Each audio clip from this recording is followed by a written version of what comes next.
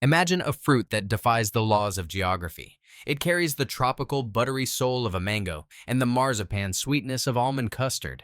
But it doesn't grow in the Caribbean heat. It thrives in the bone-chilling winds of North Dakota and the frozen plains of Canada. It looks like a pear. It clusters like a berry. And for 4 centuries, this tree has haunted the edges of horticulture. Barons collected it. Renaissance scientists obsessed over it.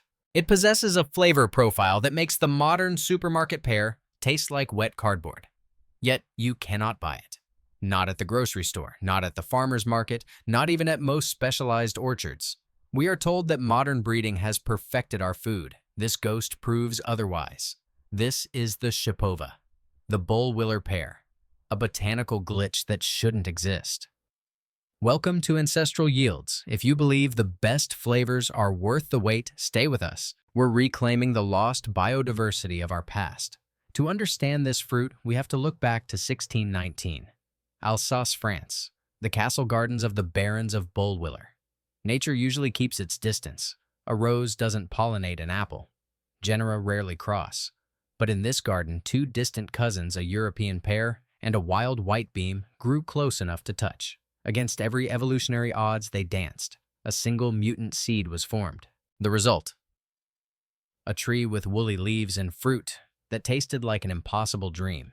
But because it was a freak accident of nature, the Shipova is sterile. It produces no viable seeds. Every Shipova tree on Earth today is a literal clone of that one accidental miracle from 400 years ago.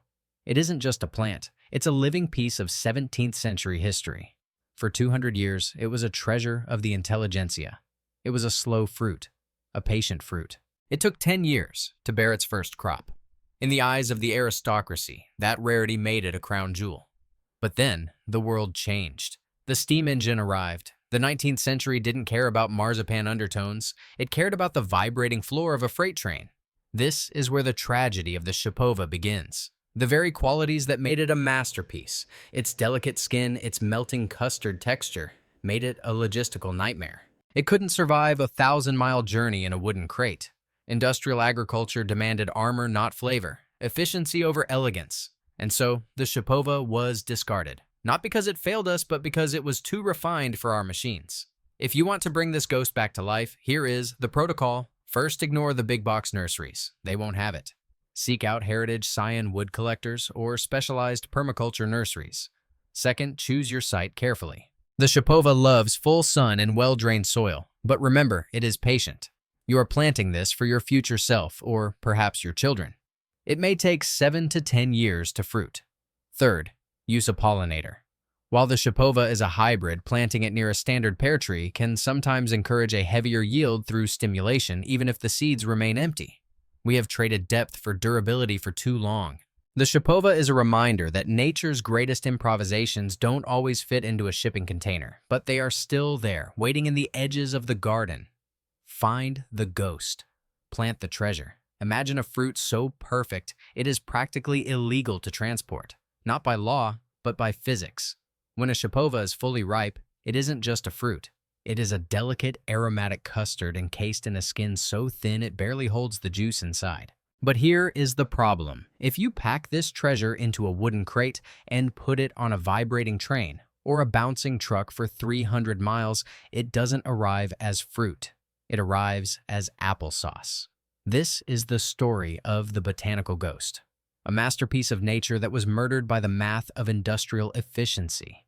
In the early days of the emerging fruit industry, orchards didn't want a masterpiece. They wanted a soldier. They needed a pear that could be picked rock-hard green and tasteless, only to ripen weeks later on a cold supermarket shelf.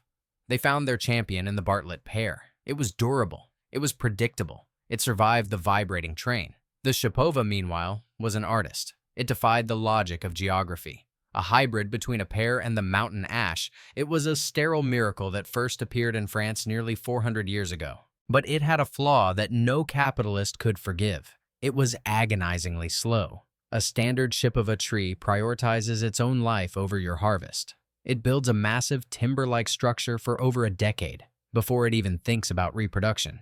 To plant a Shipova on its own roots is an act of faith. It takes 15 years to see your first fruit. In a subsistence economy, planting a tree for your grandchildren is a virtue. In a world of quarterly earnings, no orchardist could afford to water and prune a ghost for 15 years with zero revenue. So, we walked away. And in doing so, we didn't just lose a flavor, we lost a pharmacy. Modern breeding has scrubbed the nutrition out of our diet in exchange for durability. A standard grocery store pear is mostly sugar and water. But the Shipova carries the DNA of the Whitebeam berry. It is packed with phenolic acids and flavonoids, potent antioxidants that the industrial pear has long since lost. While a common pear offers a meager amount of vitamin C, the Shipova carries nearly 5 times that concentration. You can taste the difference in the complexity, that buttery texture. That is a unique pectin profile that aids digestion and makes you feel full. That hint of marzipan or bitter almond, that is benzaldehyde, a compound usually hidden away in toxic seeds, but here it is integrated safely into the flesh itself. It is nature's way of improvising. If you want to bring this ghost back to life in your own garden, you must follow the protocol. First, do not grow it on its own roots unless you are a very young person with a lot of time. To bypass the 15-year wait, look for Shipova grafted onto aronia or pear rootstock. This tricks the tree into fruiting in just 3 to 5 years. Second, understand the site. It needs full sun and well-drained soil, but it craves the chill. It is a creature of the north, thriving where other delicate fruits would wither. Finally, be prepared for the harvest. You cannot buy this in a store. You must pick it, walk it 20 feet to your kitchen, and eat it immediately. We traded the Shipova for a pear that could survive a truck ride. We traded soul for logistics. But the ghost is still here, haunting the edges of old botanical gardens, waiting for someone to value the custard over the crate. The question is, do you have the patience to plant for the future, or are you just waiting for the next shipment of applesauce? Imagine a scent that shouldn't exist. A perfume of marzipan and honey drifting through a frozen orchard in North Dakota. This is the Shipova, the botanical ghost that has haunted the edges of horticulture for 4 centuries. It is a biological anomaly, a forbidden cross between a pear and a whitebeam tree. In the wild, these two don't speak the same language. But in 1610, in a garden in Bullwiller, nature improvised. The result was a fruit with the tropical buttery sweetness of a mango, encased in the delicate skin of a pear. But the Shipova carries a curse. For centuries, it was discarded by the industrial world. For one reason, it is stubborn. A standard Shipova tree refuses to fruit for 15 years. In the eyes of modern efficiency, 15 years is an eternity. They wanted fruit that could survive a vibrating train car. They didn't care if it tasted like cardboard. And so, the Shipova was left to fade into history. Today, we are bringing the ghost back. We've learned to hack its biology through a specific protocol. To grow this yourself, you must understand the art of the graft.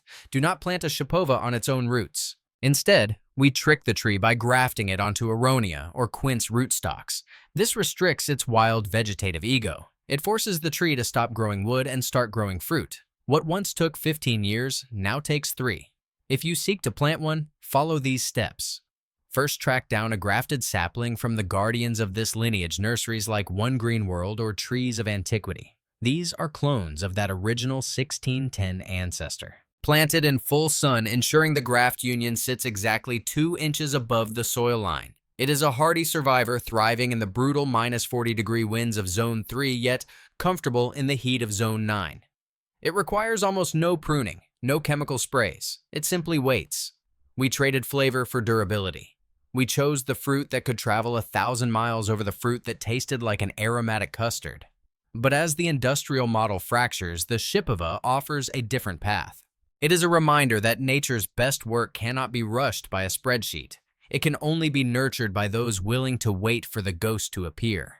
Imagine a fruit so perfect it was deemed a mistake, a botanical ghost that defies the logic of geography, haunting the edges of horticulture for 4 centuries. This is the Shipova. It is a sterile hybrid, a 17th century accident from Bullwiller that nature refused to repeat, but humans refused to forget. We lost the Shipova not because it failed us, but because it was too honest for the industrial age. It was too soft for the vibrating floor of a cargo train. It was too slow for the quarterly profits of a bank. In the eyes of the industrialist, its delicacy was a defect. But in the sanctuary of a home garden, that defect becomes a masterpiece. To taste a Shipova is to taste a rebellion against the monoculture. It is a semi-liquid velvet, a buttery custard encased in a skin so thin it barely contains the marzipan and pear notes within. It is nature's ability to improvise when no one was looking. If you choose to bring this ghost back to life in your own soil, you must follow the protocol of the patient gardener. Forget everything you know about supermarket pears. Do not pick them green. Let them linger.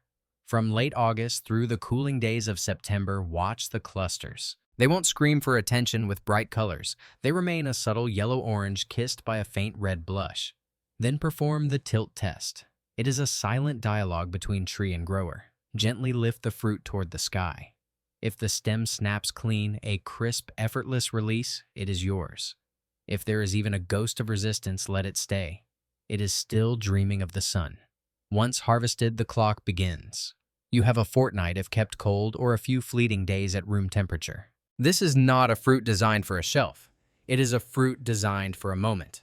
Because of the Whitebeam ancestry, the Shapova carries a secret power high pectin. While modern pears require chemical powders to set into jam, the Shapova surrenders into a thick, spreadable amber butter all on its own. It welcomes the warmth of cinnamon and the spice of cardamom, amplifying its natural almond soul. Growing this tree is more than a hobby. It is a rejection of the fast food mentality. It is an investment in a legacy that will outlive the trends of the decade. By planting this mistake, you are proving that the best things in life cannot be rushed, and they certainly cannot be industrialized. Make space in your backyard for the impossible. Taste the history the world tried to throw away. If you believe our gardens should be more than just green space, if you believe they should be living libraries, join us. Subscribe and like this video to help us keep these botanical ghosts alive. I'll see you in the garden.